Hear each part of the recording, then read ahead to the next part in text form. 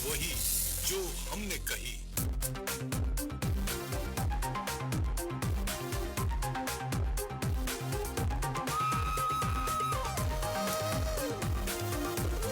समाचार प्लस, खबर वही जो हमने कही।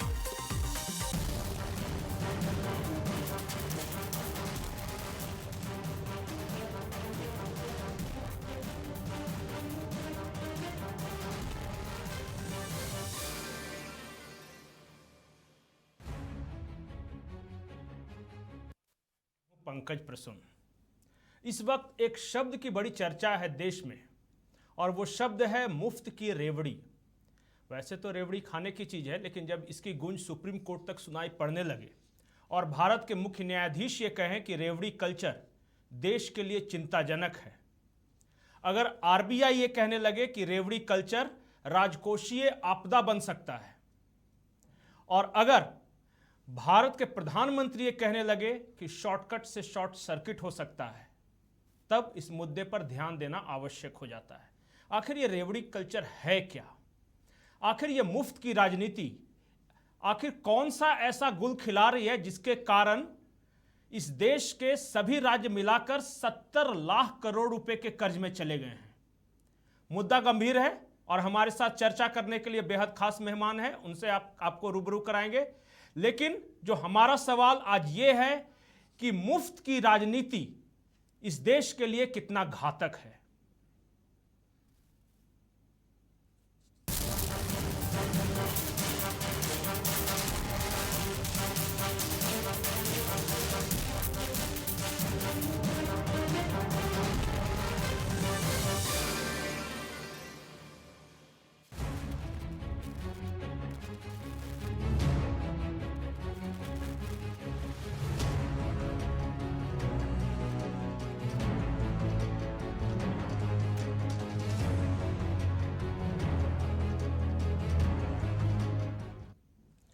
अगर मुफ्त की राजनीति के परिणाम या दुष्परिणाम समझने हो तो हमें दो देशों की ओर देखना होगा, पहले वेनेजुएला और अब श्रीलंका। वेनेजुएला एक ऐसा देश है जिसके पास अकूत मात्रा में कच्चा तेल मौजूद था। वहाँ की 88% जनता शहरों में रहती थी और वहाँ के लोगों के पास इतना पैसा था कि वो खुद कहते थे कि 2 से 3 पीढ़ी तक हमें कोई परेशानी नहीं होगी। फिर 1998 या 99 में, मुझे साल याद नहीं, ह्यूगो चावेज वहाँ के प्रधानमंत्री बने। उन्होंने वहाँ के लोगों के लिए सब कुछ फ्री कर दिया, free hospital, free apartment, free transport. और आज उस देश की हालत ऐसी है कि उस देश की 88% जनता गरीबी रेखा के नीचे है और 1 किलो चावल के लिए लोग एक ब्रीफकेस नोट लेकर जा रहे हैं। और जो श्रीलंका की हालत है उसको आप जानते हैं। वहाँ भी बताया यह जा रहा है कि जो पिछली कुछ सरकारें आई उन्होंने फ्री में इतना कुछ दिया कि खजाने में कुछ बचा ही नहीं। जब श्रीलंका में 38 रुपये पेट्रोल था तो उस वक्त भारत में 70 रुपये था। हम उदाहरण देते थे कि देखिए बांग्लादेश, नेपाल, श्रीलंका और पाकिस्तान में पेट्रोल कितना सस्ता मिल रहा है, लेकिन वो एक अलार्म बज रहा था और उसका दुष्परिणाम ये हुआ कि श्रीलंका की अर्थव्यवस्था धराशायी है और पाकिस्तान डगमगा रहा है। कल हमारे देश में मुफ्त की रेवड़ी बांटकर वोट बटोरने का कल्चर लाने की भरसक कोशिश हो रही है। ये रेवड़ी कल्चर देश के विकास के लिए बहुत घातक है। इस रेवड़ी कल्चर से देश के लोगों को और खास करके मेरे युवाओं को बहुत सावधान रहने की जरूरत है। रेवड़ी कल्चर वाले कभी आपके लिए नए एक्सप्रेसवे नहीं बनाएंगे, नए एयरपोर्ट या डिफेंस कॉरिडोर नहीं बनवाएंगे। रेवड़ी कल्चर वालों को लगता है कि जनता जनार्दन को मुफ्त की रेवड़ी बांटकर उन्हें खरीद लेंगे। हमें मिलकर उनकी सोच को हराना है। रेवड़ी कल्चर को देश की राजनीति से हटाना है। साथियों, रेवड़ी कल्चर से अलग हम देश में रोड बनाकर, नए रेल रूट बनाकर लोगों की आकांक्षाओं को पूरा करने का काम कर रहे हैं। हम गरीबों के लिए करोड़ों पक्के घर बना रहे हैं। दशकों से अधूरी सिंचाई परियोजनाएं पूरी कर रहे हैं। छोटे बड़े अनेक डैम बना रहे हैं। नए नए बिजली के कारखाने लगवा रहे हैं ताकि गरीब का, किसान का जीवन आसान बने और मेरे देश के नौजवानों का आने वाला भविष्य अंधकार में डूब न जाए। साथियों, इस काम में मेहनत पड़ती है, दिन रात खटना पड़ता है, खुद को जनता की सेवा के लिए समर्पित करना होता है। मुझे खुशी है कि देश में जहां भी हमारी डबल इंजन की सरकार है, वो विकास के लिए इतनी मेहनत कर रही है। डबल इंजन की सरकार मुफ्त की रेवड़ी बांटने का शॉर्टकट नहीं अपना रही। डबल इंजन की सरकार मेहनत करके राज्य के भविष्य को बेहतर बनाने में जुटी है। फ्रीबीज, मुफ्तखोरी, मुफ्त का ये राशन, मुफ्त की दवाई। सर, मैंने कहा था प्लीज, ये आदमी को डिमीन कर रहा है आपके नागरिकों को। आप वेलफेयर स्टेट हैं अब तक, थैंकफुली, और चूंकि वेलफेयर स्टेट हैं तो इसमें ये मुफ्त शब्द का इस्तेमाल बंद होना चाहिए। अब तक है। मुफ्त शब्द के इस्तेमाल से ना आप बेटास एक मिनट, मुफ्त शब्द के इस्तेमाल से आप एक बड़ी आबादी को डिनाइग्रेट करते हैं, अपमान होता है उनका, और उनके नागरिकों के अपमान का अधिकार हम में से किसी को नहीं है। अरे आप देते क्या हैं? अनाज, एक वैक्सीन, ये आपकी रेस्पॉन्सिबिलिटी है। अपनी रेस्पॉन्सिबिलिटी को खैरात में तब्दील मत करिए। उत्तरदायित्व और खैरात में बहुत फर्क है। और मैं देख रहा हूं कि अधिकांश राज्य सरकारें भी इसी मॉडल को अपनाने लगी। उनको लगता है ये सबसे बढ़िया मॉडल है। करोड़ों के इश्तेहार छपवाओ, लंबे लंबे, और ये बताओ कि आपको हम मुफ्त में ये दे रहे हैं, मुफ्त में वो दे रहे हैं, मुफ्त में वो दे रहे हैं। नहीं साहब, आप मुफ्त में कुछ नहीं दे रहे। एक एक चीज के लिए उस व्यक्ति ने, नागरिक समूह ने पैसे दिए हैं। आज जो हम अट्टालिका खड़ी कर रहे हैं ना सामने, सेंट्रल विस्टा, वो भी उसी गरीब के पैसे, गरीब का भी पैसा उसमें, उससे। तो ये दृष्टिकोण बदलने की भी सर आवश्यकता है। मैं सदन में पहले भी कह चुका हूं, हाथ जोड़ के विनती करता हूं, ये मुफ्त शब्द, free, this should be done away with, it should be jettisoned, इसको उड़ा करके फेंक दिया जाए। ये शब्दावली हमारे लोकतंत्र को, उसकी गरिमा को, उसके चरित्र को शर्मसार करती है। तो इसी गंभीर मुद्दे पर चर्चा करने के लिए हमारे साथ एक बेहद खास पैनल जुड़ा हुआ है। प्रोफेसर एन मुरलीधर, आप वरिष्ठ पत्रकार हैं।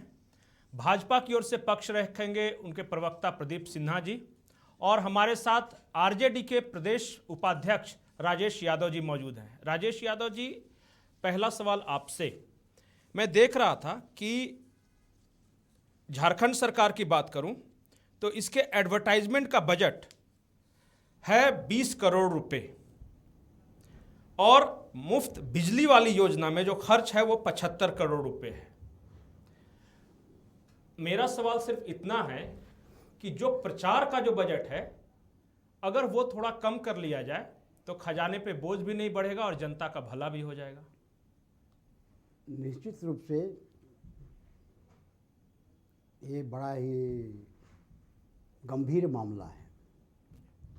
मुफ्त में राशन देना, मुफ्त में गैस देना, मुफ्त में साड़ी देना, मुफ्त में, तो देश की अर्थव्यवस्था पर इसका बड़ा खराब असर पड़ रहा है और पड़ता है आने वाले दिन। लेकिन मुफ्त का कल्चर आया कहाँ से, किसने शुरुआत किया, ये देखना होगा। आज हम हेमंत सोरेन जी को बोल रहे हैं, लेकिन हेमंत सोरेन जी के पहले भी देखना होगा किसने शुरुआत की। नहीं, आप सरकार, झारखंड सरकार के ले रहे हैं। मैंने कहा कि नहीं दे रहे हैं आप, नाम लिए तो हम कहने कि मुफ्त का नाम आया कहाँ से, किसने शुरुआत किया, तो देखना होगा।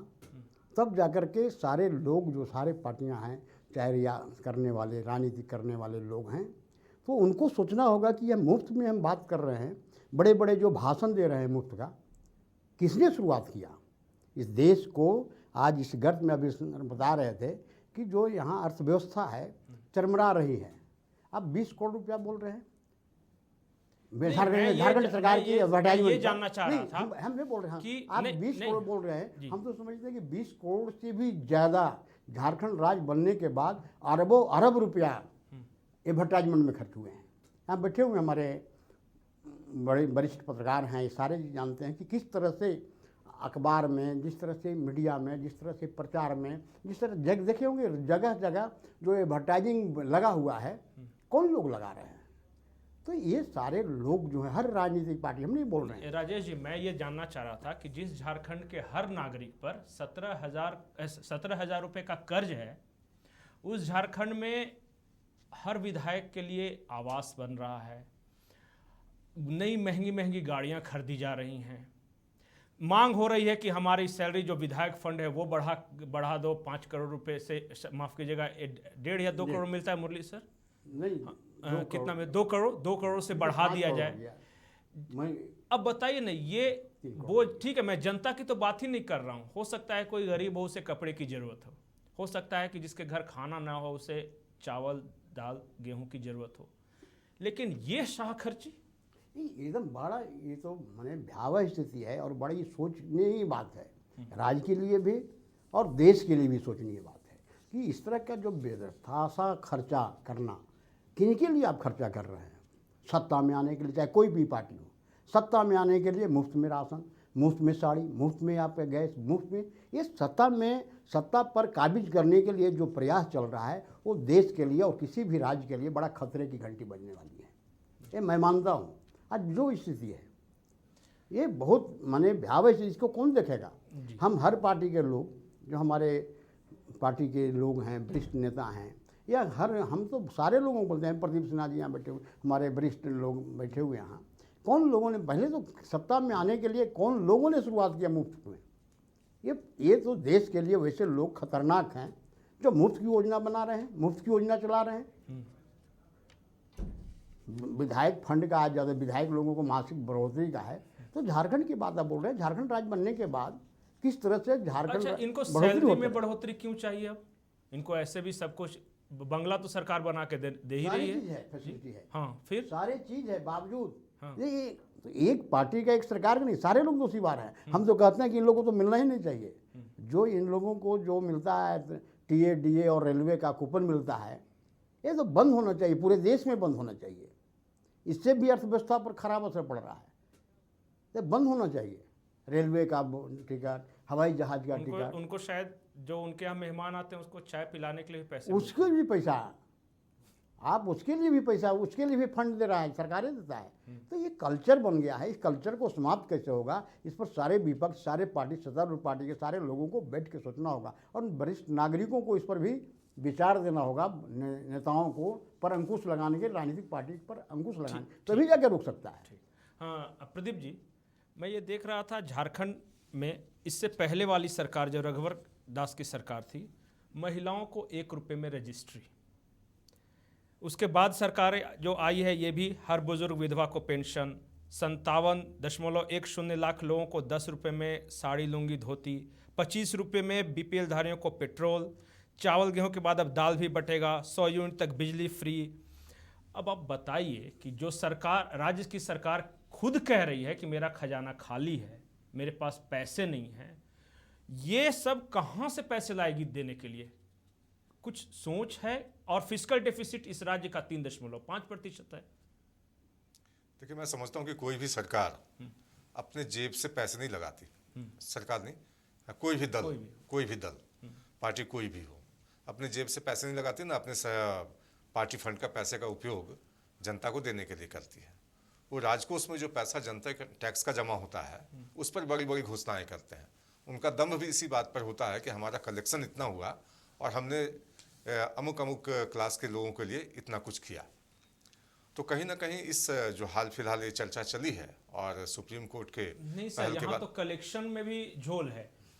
यहाँ 3 साल से बालू घाटों की बंदोबस्ती नहीं हुई। अगर बंदोबस्ती हो जाती तो शायद कुछ रेवेन्यू आता यहाँ के राज्य सरकार में, लेकिन जानबूझकर और किन कारणों से बंदोबस्ती नहीं की जा रही है और किस तरह से अवैध बालू का खनन हर रोज जारी है, ये छुपा हुआ नहीं है। इसलिए कह रहे हैं कि ये सरकार कलेक्ट भी नहीं करना चाहती खजाने के लिए, ये चाहती है कि कहीं दूसरी जगह कलेक्शन का पैसा पहुंच जाए। देखिए, तो मैं समझता हूँ फिर राजनीतिक आरोप प्रत्यारोप का दौर शुरू हो जाएगा। नहीं, चूंकि इनकम बढ़ा नहीं रहे। गठबंधन में सहयोगी दल जो है वो भी साथ बैठे हुए हैं, लेकिन जो आप फ्रीबीज पर बात कर रहे हैं उस पर मैं कहना चाहूंगा कि क्या बालू घाटों की बंदोबस्ती 3 साल से नहीं, बिल्कुल होनी चाहिए। राजस्व नहीं के हुई? स्रोत अगर बंद हो जाएंगे, जो अभी आपने उदाहरण दिया वेनेजुएला का जी, कि वहां के प्रधानमंत्री ने सारी चीजें फ्री कर दी लोगों के लिए, उसके हालात ऐसे उत्पन्न हुए कि आज 80% लोग बिलो पॉवर्टी लाइन है। तो निश्चित रूप से वो स्थिति उत्पन्न न हो, इसलिए लोगों को इस बात पर आप कह सकते हैं कि अक्रॉस द पार्टी लाइन चर्चा करनी होगी कि आखिर कौन कौन से ऐसे बिंदु हैं जिस पर हम तत्काल रोक लगा सकते हैं। एक बारगी लगाना संभव नहीं होगा, लेकिन स्टेप वाइज अगर हम आगे बढ़ें तो मैं समझता हूँ कि काफ़ी मदद मिलेगी। और एक बात जरूर कहना चाहूँगा कि हाल के दिनों में चर्चा जरूर शुरू हुई है, लेकिन वरिष्ठ सहयोगी बैठे हुए हैं दोनों, उनको ही पता होगा ये कल्चर शुरू हुआ दक्षिण भारत के राज्यों से। किसी ज़माने में वहाँ के जो पॉपुलर लीडर्स हुआ करते थे, कोई स्कूटी बांट रहा है, कोई टीवी बांट रहा है, और वो लोग जो है उससे पहले सर, ये आप जयललिता की शायद बात करें, लेकिन उससे पहले यहाँ सत्तुआ धोती भी बांटा जाता था, कंबल बांटा जाता था, सत्तुआ कंबल। राजेश जी, कंबल तो ठंड के दिनों में नहीं, वो सरकार की तरफ से इंदिरा गांधी के जमाने में शायद। इंदिरा गांधी जी के समय में भी बांटा जा रहा था, बांटा गया था, तो वो जरूरतमंद लोगों के लिए, हाँ बिल्कुल, वो जरूरतमंद लोगों के शुरुआत हुई थी लिए, जरूरतमंद लोगों के लिए था, न कि आम जनता के लिए बांटा जा रहा था कंबल, आम जनता के लिए सत्तू दिया जा रहा था। नहीं, जो जरूरतमंद लोग हैं, जो सबसे नीचे तबके के लोग हैं, जो जाड़े में ठंडे में इनका यहाँ तो अब तो क्या हो गया, सारे लोगों को, सभी को मिलना चाहिए। सभी बुजुर्ग को पेंशन, चाहे वो आईएएस से रिटायर हो जाए, चाहे कुछ हो जाए, सभी को मिलना चाहिए। ये कल्चर बंद होना चाहिए देश में। यदि इस कल्चर को बंद नहीं किया गया तो आने वाले दिन में भयावह स्थिति हो सकता है, उत्पन्न हो सकता है, इसमें कोई दो मत नहीं है। मुरली सर, अभी प्रदीप जी ने कहा कि सभी पार्टियों को मिलकर इस पर एक राय बनानी चाहिए, लेकिन हमने दोनों, जो मनोज झा जी की बात सुनी और प्रधानमंत्री की बात सुनी, अगर एक राय बननी होती तो फिर सुप्रीम कोर्ट में यह मामला जाता ही नहीं। अब तो लगता है कि सुप्रीम कोर्ट को ही कोई निर्देश देना पड़ेगा कि आप चुनाव में इस तरह की फ्री की घोषणा न करें, या सरकार में आने के बाद ये काम आप नहीं कर सकते। कोई गाइडलाइंस बनाने की जरूरत है क्या? बेशक ज़रूरत है। ये इतना गंभीर मुद्दा है कि इसमें राजनीति कहीं से लाने की मेरी तो इच्छा नहीं है। जैसे कि आपका घर जिन पैसों से चलता है, आप अपने घर चलाने के लिए राजनीति नहीं करते, ठीक इसी तरह राज्य और देश चलाने के लिए आप राजनीति न करें। और अभी तक जो मार्ग निर्देशन मिलता रहा है जैसा सभी विभागों का, तो आपने एक पेंशन की बात अभी तुरंत आप लोग कर रहे थे। झारखंड पर विधवाओं को पेंशन, झारखंड में सरकारी कर्मचारियों को पेंशन, मैं उदाहरण के तौर पे कर रहा हूँ, 1700 करोड़ रुपए खर्च होने हैं, ठीक है। और यहाँ के चीफ सेक्रेटरी ने कहा है कि इतने पैसे राज्य के पास नहीं है। इसको लेकर एक मामला उठा है। राजस्थान ने पेंशन की घोषणा कर दी है, छत्तीसगढ़ भी कर देंगे, मध्य प्रदेश भी करेंगे, सभी राज्यों के चुनाव आएंगे तो कर देंगे। यहाँ पर मैं एकदम संक्षेप में बताना चाहता हूँ कि आखिर ऐसा क्यों करते हैं राज्य। जड़ में जाइए, वो करते हैं चुनाव जीतने के लिए। लेकिन मैं दावा के साथ आपके चैनल के माध्यम से तमाम राजनीतिक दलों को, देश के राज्य को कहना चाहता हूँ कि समय बदल रहा है, बदलते समय को समझिए। एक एक युवा आपके हर गतिविधि को अखबार और मीडिया के माध्यम से देखता और समझता है। अगर आप उसके राज्य को डुबा देंगे और उसे सरकारी नौकरी भी दे देंगे तो संभव है कि वो आपको वोट न दे। कैसे कि अगर राज्य की आर्थिक स्थितियों पर आपका चैनल चला रहा है, कर और चैनल चलाएंगे, मीडिया में भी छपेगा, तो लोगों के अंदर जागरूकता का जो सेंसेक्स है, जो सूचकांक है, वो बढ़ा है। तब तो आप ऐसे कार्यक्रम कर रहे हैं। तो निसंदेह एक गंभीर विषय है और आर्थिक मसलों पर राजनीति करने वाले लोगों को थोड़ा सा आगे के भविष्य को कम से कम 25 साल की सोच रखनी चाहिए। नहीं सर, आप कैसे बोल रहे हैं कि चुनाव हार जाएंगे? देखिए, मैं दिल्ली में केजरीवाल को देख रहा था, वो दिल्ली जीते, पंजाब जीते, अब गुजरात में जाके वो घोषणा कर रहे हैं कि मैं फ्री बिजली दूंगा, फ्री पानी दूंगा। गोवा में जाके घोषणा कर रहे हैं फ्री बिजली, फ्री पानी।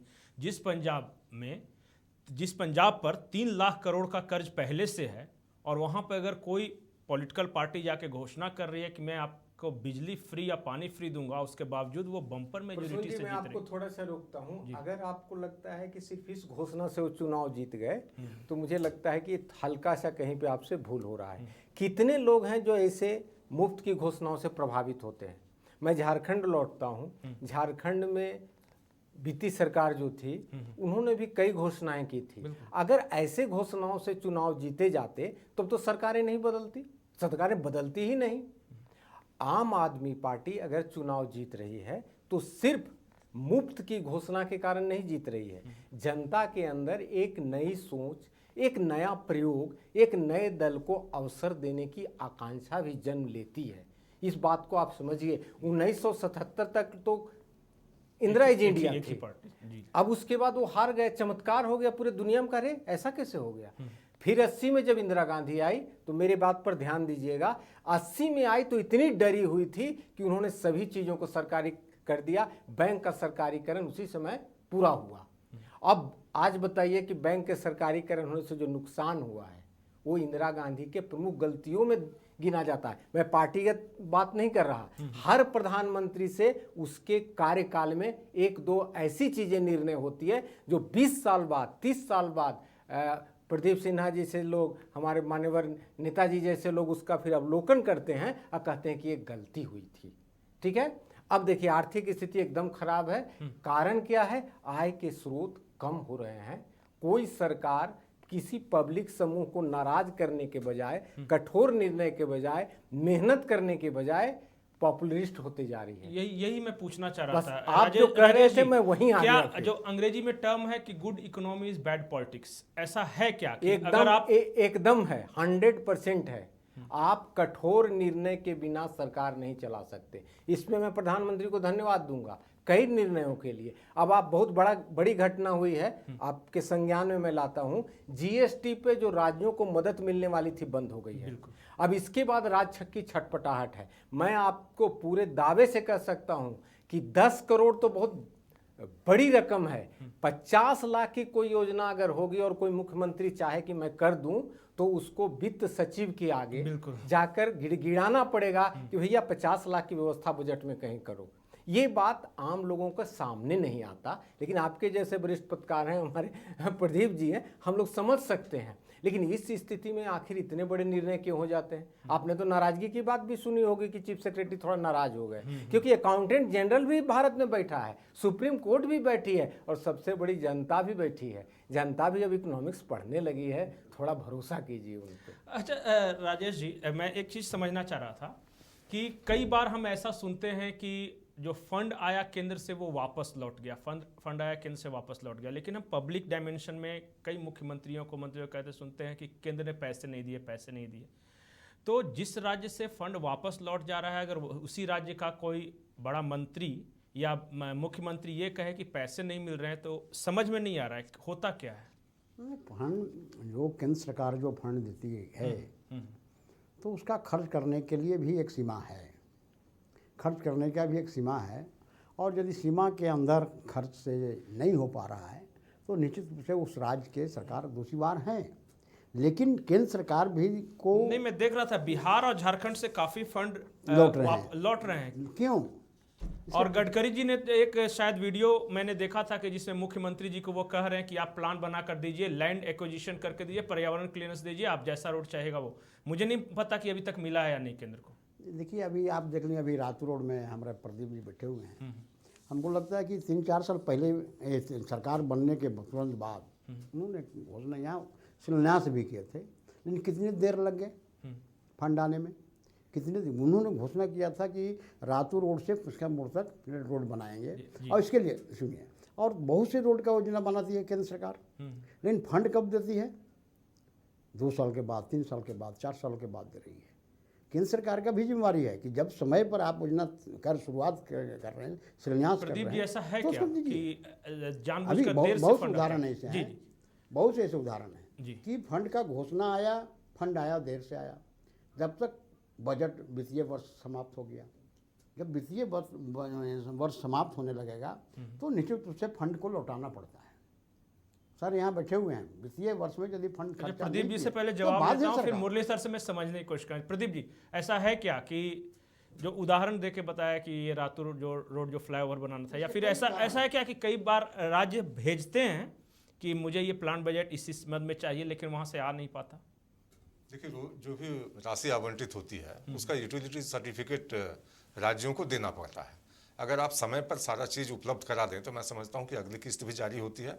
अगर कहीं इसमें दिक्कत आती है तभी जाके फंड रुकता है। अब आता हूं मैं कि योजना पर जो राजेश जी कह रहे थे, योजना तो सेलेक्ट हो जाता है, केंद्र सरकार के पास प्रपोजल जाता है, योजना मान लीजिए आपकी स्वीकृत हो गई, लेकिन वापस फिर राज्य सरकार की जिम्मेदारी हो जाती है कि वो सारा जो औपचारिकताएं हैं, लैंड एक्विजिशन हो, फॉरेस्ट क्लियरेंस हो, ये सारी चीज़ें हैं जिसका आप जिक्र कर रहे थे कि गडकरी जी ने कहा था, तो उस चीज़ में अगर राज्य के स्तर पर आपने जो कहा ना कि गडकरी जी ने 5,000 रुपये, आप मुझे लैंड 5,000 करोड़ रुपए, जी 5,000 करोड़ रुपए उन्होंने कहा था कि मैं दूंगा रोड के लिए, आप ये फॉर्मेलिटीज पूरा कर लीजिए। लेकिन मेरी जो जानकारी है कि 2-2.25 साल बीतने के बाद भी केंद्र राज्य सरकार हाँ, मुश्किल उस से बातचीत 2 के या भी 2.25 हजार शायद- करोड़ रुपए का ही प्रपोजल केंद्र के पास उपलब्ध करा सकी।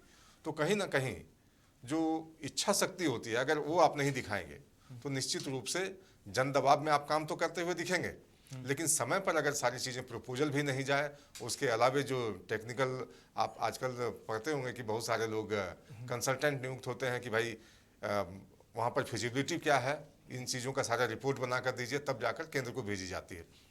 तो मैं समझता हूँ कि एक टाइम बाउंड होना चाहिए। अगर राज्य सरकार पहल करती है तो राज्य सरकार इतनी तेज़ी से काम करे उस दिशा में कि जो फंड लैप्स वाली स्थिति उत्पन्न होती है वो ना हो, और समय पैसा मिले।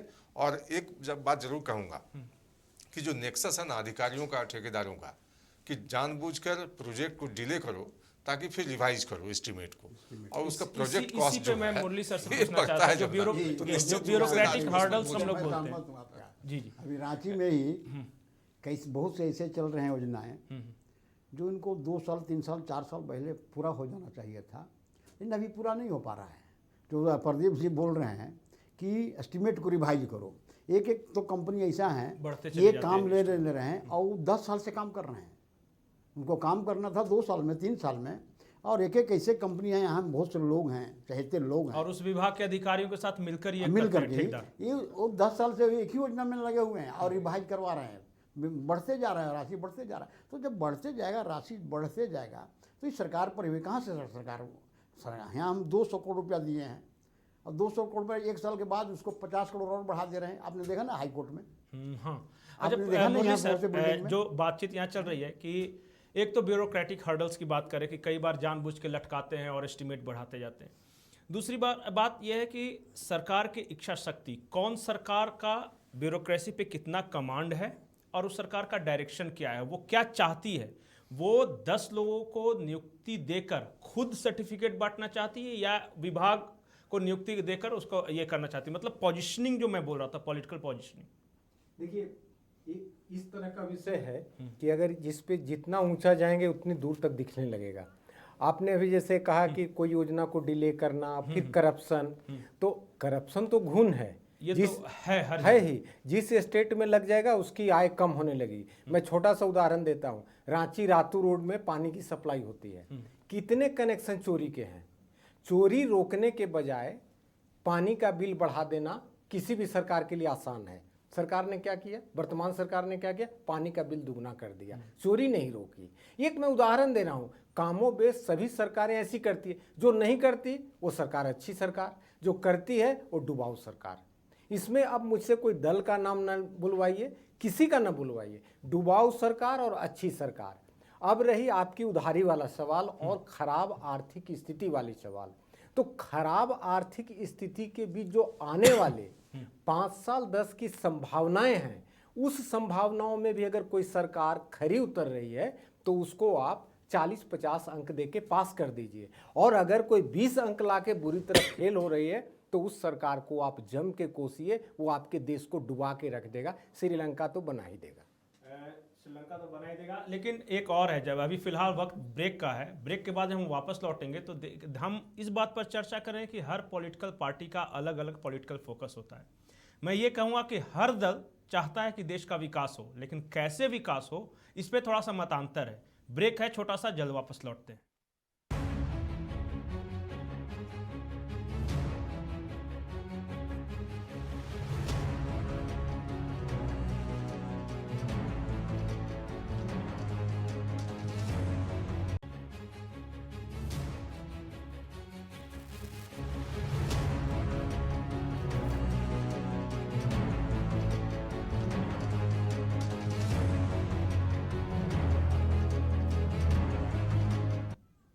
ब्रेक के बाद आपका स्वागत है। हम बात कर रहे हैं रेवड़ी कल्चर पर, या ये मुफ्त की राजनीति शुरू हुई है उस पर, और भारत के आसपास जो हालात हैं, चाहे वो श्रीलंका के हालात हो, पाकिस्तान के हालात हों, और बांग्लादेश की भी इकोनॉमी अब तो डाउनफॉल की तरफ है।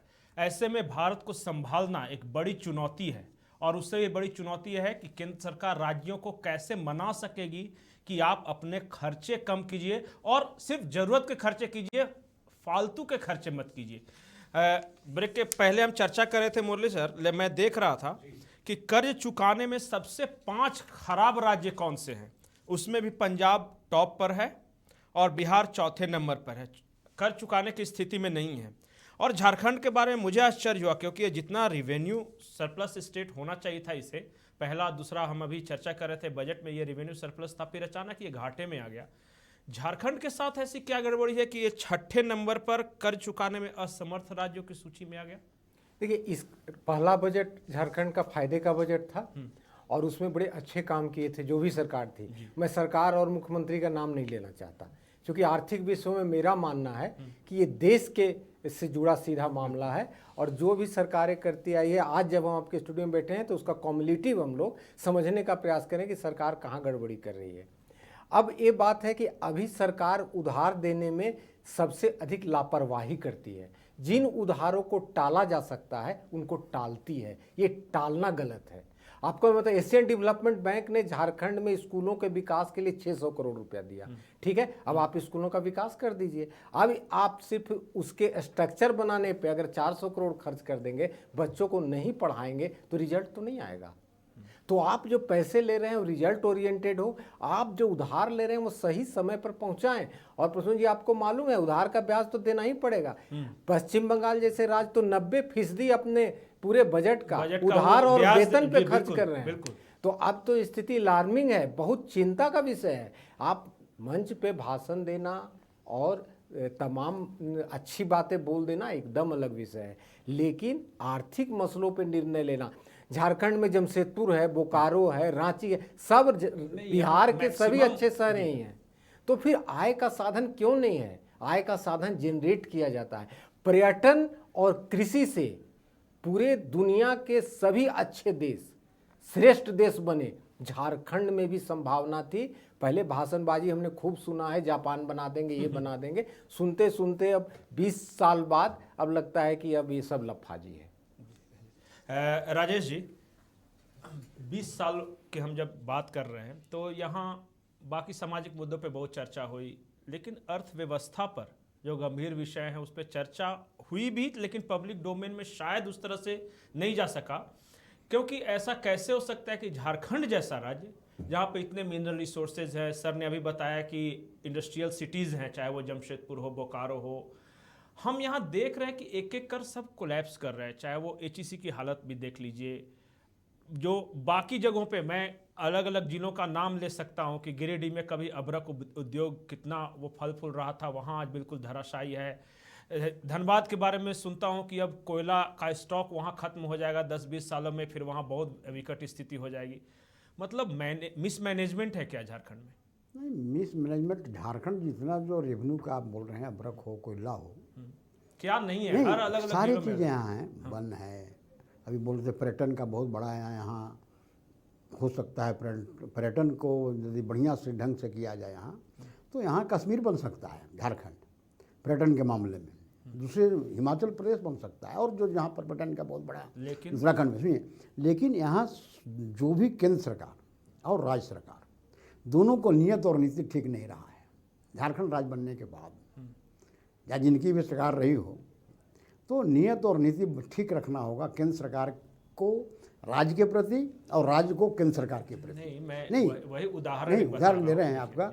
यहाँ राज्य बनने के बाद जो होना चाहिए, स्ट्रक्चर खड़ा होना चाहिए था इस राज्य में, वो नहीं हो पाया। स्ट्रक्चर जो खड़ा होना चाहिए, उद्योग लगना चाहिए था, पर्यटन का होना चाहिए था, और अन्य सुविधाएं वन विभाग में क्या होना चाहिए था, ये यहाँ शुरुआत ही नहीं हुआ।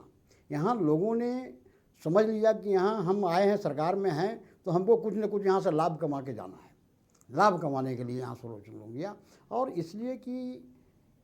इसीलिए आज झारखंड इतने होने के बावजूद खनिज संपदा में हम लोग बोलते थे जब पढ़ रहे कि बिहार में चाहे पूरे देश में खनिज संपदा का सबसे बड़ा भाग करीब 48% या 39% को मालूम होगा कि इसी क्षेत्र से है खनिज संपदा। यहाँ सारी चीज़ें हैं, लेकिन हमारा जो नियत और नीति था केंद्र सरकार, चाहे किनकी भी सरकार रही हो केंद्र में, यहाँ के प्रति ठीक नहीं रहा, चाहे वो कांग्रेस की चाहे किसी की भी सरकार यूपीए भी, यूपीए हो या हो। लेकिन राज्य बनने के बाद, अब झारखंड राज्य बनने के बाद तो किनकी सरकार रही देखना होगा आपको।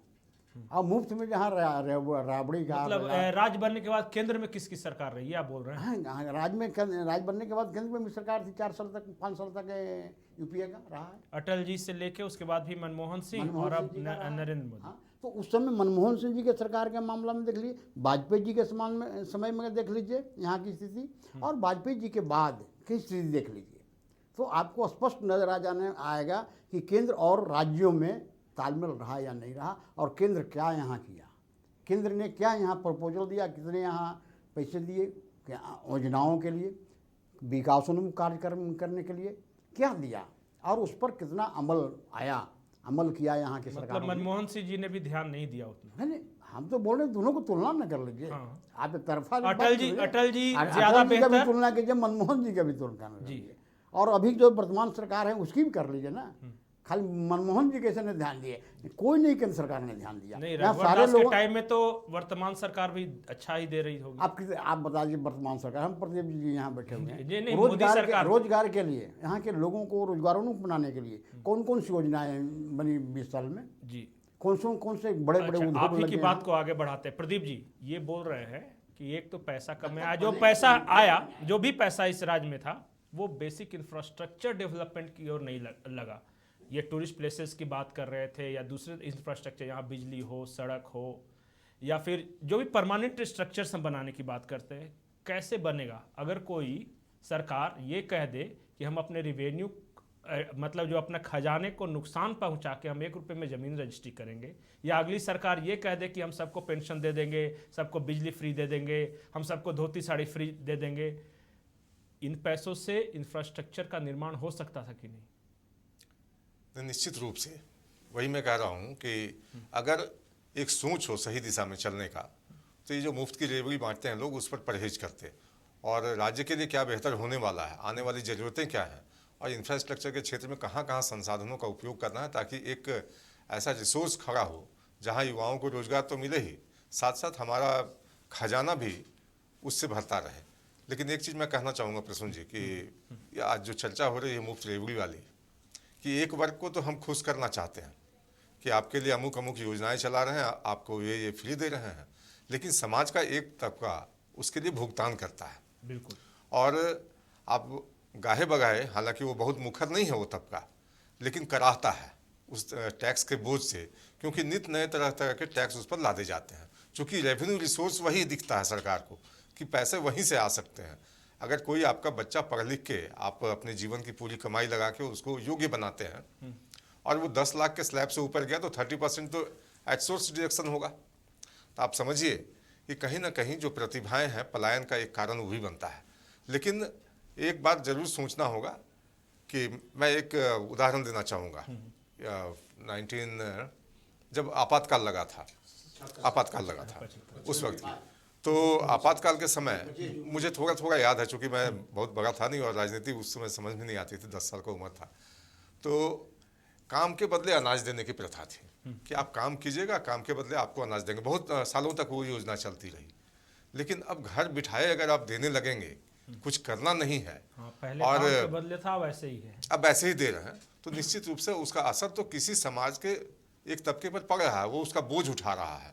और कहीं ना कहीं वो एक भावना भी उत्पन्न होती है कि एक तबका जो है मुफ्त की रोटी तोड़ रहा है, हम कड़ी मेहनत कर रहे हैं, लेकिन हमारे जेब में और हमारे बैंक के अकाउंट में कुछ पैसे की बढ़ोतरी नहीं हो रही है, और गाहे बगाहे ये चीज़ें सामने भी आती हैं।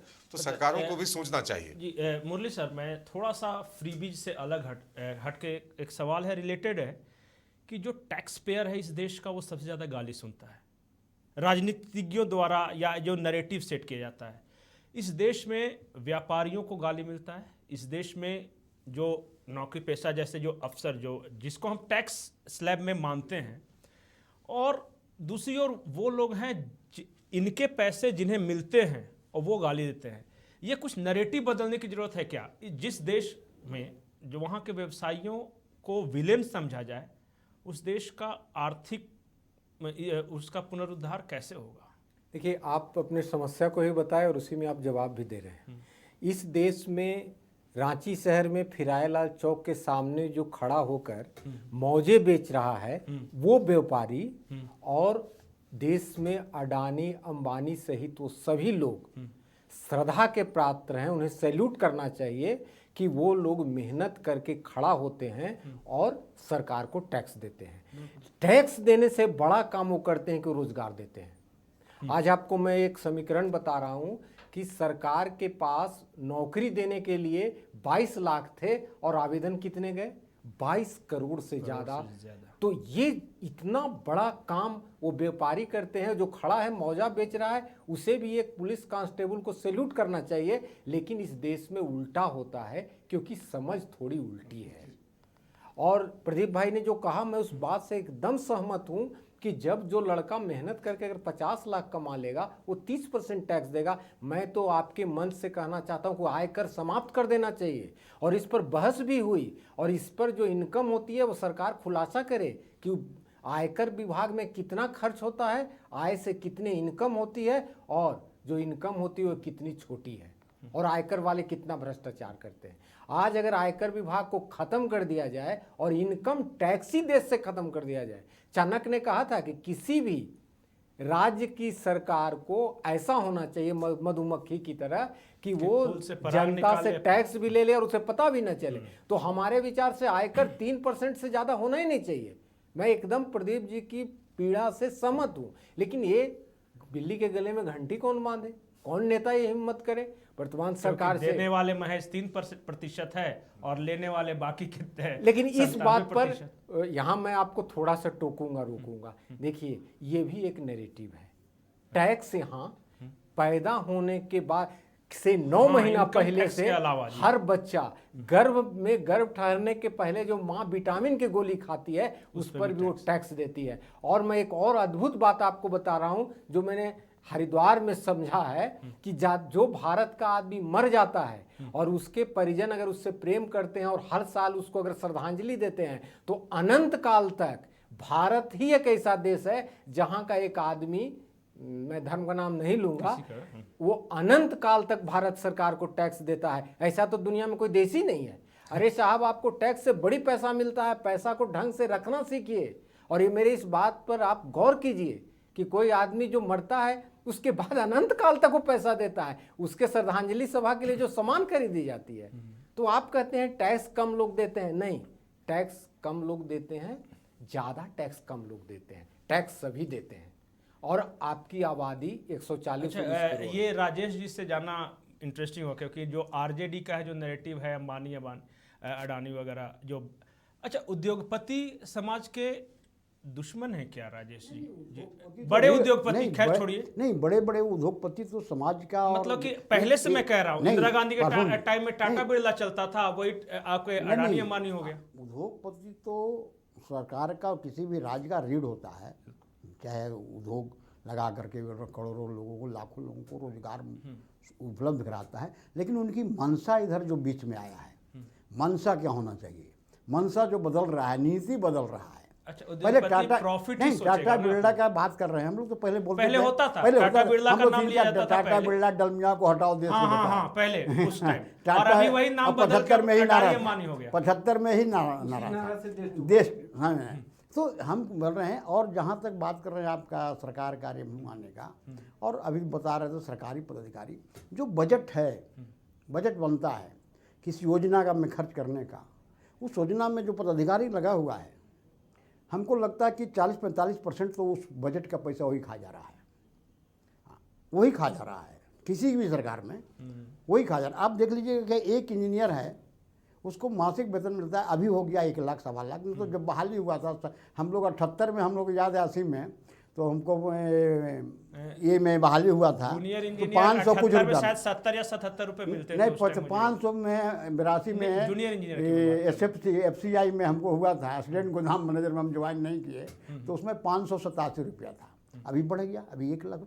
तो आप देख लीजिए कि एक इंजीनियर का, एक अभियंता का, एक DC का, SP का साल में मिलाकर के और रिटायर होने तक उनके पास कितने पैसे आते हैं और उनके पास संपत्ति कितने हैं। तो अब पता चल जाएगा कि देश के बजट का पैसा बहुत बड़ा भाग यहाँ के ब्यूरोक्रेट, मामले में कम से कम आपको ED का सपोर्ट करना ब्यूरोक्रेट के पास चला जा रहा है। आज स्थिति जो देश का खराब हो रहा है, आर्थिक स्थिति खराब हो रहा है, उसमें एक बहुत बड़ा ब्यूरोक्रेट भी है। आज जिस राज्य का ब्यूरोक्रेट, बड़ा ब्यूरोक्रेट जमीन का कारोबारी बन जाए, है जमीन का कारोबारी बन जाए, लोग अफसरों का करने लगे, तो वहाँ तो स्थिति खराब होगा ही, वहाँ रोक नहीं सकते, कोई नहीं रोक सकता है। और जो बड़े ऐसे लोगों को बड़े बड़े राजनीतिकार, बड़े बड़े यहाँ से राज्य से लेकर केंद्र सरकार के लोगों का बर्दाश्त प्राप्त होता है और मारा जाता है नीचे तबके के लोग। आज बोल रहे हैं कि टैक्स जो देता है, नीचे तबके के लोग भी टैक्स देता है, जो दिन रात काम करता है वो भी टैक्स देता है। लेकिन क्या हो रहा है, कौन लोग हैं आज जो हम लोग, लगता है कि हम सारे यहाँ सारे लोग बैठे हुए हैं, प्रदीप सिन्हा जी को मालूम है कि आज स्थिति बहुत ख़राब है, किसी भी सरकार का कोई देखता नहीं है। आज ब्यूरो जितने पैसा यहाँ है, आप बता दीजिए ना, बहुत ईडी जांच कर रहा, अभी 20 करोड़ वहाँ मिला, 40 करोड़ वहाँ। शुरुआत हुई ना, कहीं ना कहीं तो शुरुआत पहले भी हुआ, आक्रमण हो रहा है, शुरुआत पहले भी हुआ था जी, पहले भी जब्त होते थे, लेकिन हाला नहीं हो रहा था। अच्छा, हम प्रचार नहीं कर रहे थे, हम अथी में अखबार में विज्ञापन नहीं देते थे। अच्छा, पशुपालन घोटाला वाला, हाँ, किसी पशुपालन घोटाला छोड़ी नहीं, पशुपालन घोटाला तो हुआ जो उसमें हम लोग जाना नहीं चाहते हैं, अभी जाना नहीं चाहते हैं उसमें, पशुपालन घोटाला में। और कौन लोग शामिल थे उसमें, सब लोग पार्टी के लोग शामिल थे, बहुत सब लोग पार्टी के लोग जेल में भी गए थे, लेकिन हम उसमें जाना नहीं चाहते हैं। हम लोग किसी के बारे में, हर पार्टी के लोग जेल में गए थे, उसमें कोई रिहा हो गए, कोई बच गए, कोई को ID बना दिया, कोई CBI बचा दिया, मतलब बचाया है, बहुत से CBI लोग बचाया है, CBI बचाया है, और कितना लोग तो इसी केस लड़ करके राज्यसभा के मेंबर भी बन गए। अच्छा, चलिए हम वापस अपने मुद्दे पे लौटते हैं। लेकिन सुनिए, इस पर ध्यान देना चाहिए किसी भी सरकार को, केंद्र सरकार को। और राबड़ी जो बांटने का शुरुआत हुआ, मुफ्तखोरी हुआ, उस पर कौन लोग लगाएगा लगाम लगाए। माननीय आदरणीय हम प्रधानमंत्री जी का भाषण सुन रहे थे, रोक लगाने की बात कर रहे हैं, कौन रोक लगाएगा। आप बोल रहे हैं कि नहीं, आप बोल रहे हैं, हमको दिल्ली में जब चुनाव हो रहा था भाजपा का और आपका, हम भी वहीं थे, तो भाजपा भी हर पार्टी कह रहा था कि हम इतना मुफ्त देंगे, कोई खाली आप पार्टी नहीं बोल रहा था। आज जो स्थिति बना कि सोवरन साड़ी दे रहा है, मुफ्त में दे रहा है, तो इसकी पहली सरकार भी मुफ्त में बांट रहा था और प्रदीप जी नहीं बांट रहा था। नहीं, तो ये सारे प्रक्रिया बंद होनी चाहिए, मुफ्त की बात तभी जाके रुकेगा। खाली भाषण देने से नहीं होगा। एक चर्चा चल रही थी उत्तर प्रदेश के चुनाव उसके बाद भी कि 3 लेयर है इसके पॉलिटिकल सक्सेस के कारण। एक तो वो जो हिंदुत्व वगैरह लेयर है वो है, दूसरा जो कहते हैं कि उसको राष्ट्रवाद को ऐड किया वो हिंदुत्व के साथ, और तीसरा कह रहे थे कि वो जो मिल रहा है डायरेक्ट जो मोदी सरकार से, चाहे वो सिलेंडर के शक्ल में मिल रहा हो या खाते में पैसे आ रहे हो किसानों के, हम इसको भी फ्रीबीज मान सकते हैं क्या?